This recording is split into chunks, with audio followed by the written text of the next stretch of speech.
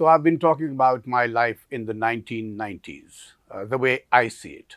It was an important decade.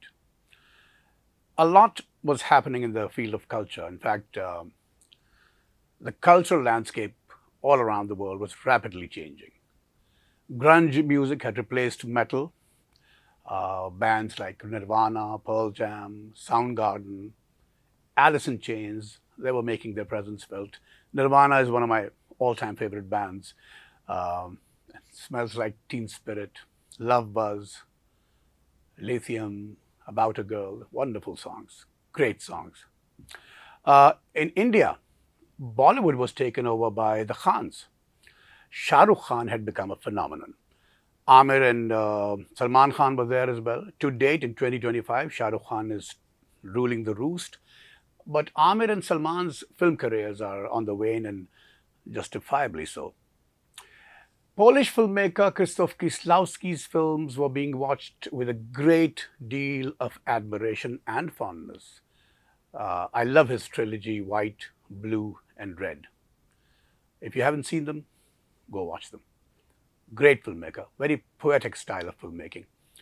Then Quentin Tarantino, in the early 90s, had burst onto the showbiz scene with his pop culture infused, dialogue driven gangster movies, Reservoir Dogs, Pulp Fiction, Jackie Brown.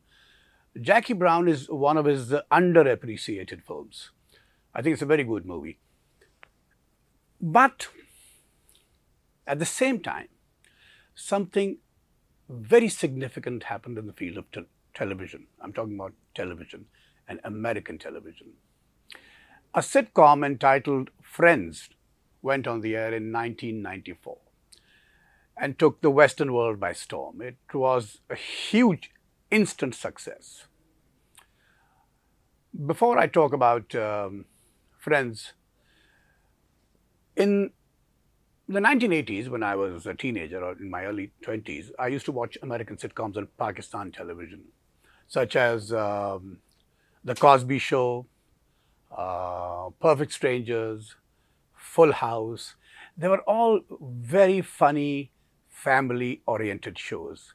Not that they did not have innuendos or double entendre, but they were really clean and very, very funny shows.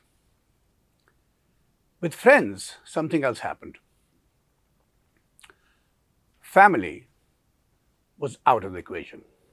Friends is a story of 6 individuals, 3 boys, 3 girls, who live in 2 apartments opposite each other, and they become friends, friends for life. The focus of this story, the sitcom, is on physical intimacy, carnal desire, and sexuality. That's the focus of the sitcom. The characters, the 6 characters, speak about their parents, their relatives, especially their parents, in a very disparaging, demeaning way. So this was a huge paradigm shift. In those days, I used to watch, in the 90s, I used to watch Friends on VHS and then later on cable TV. Now that I look back on it, and in those days I found it funny.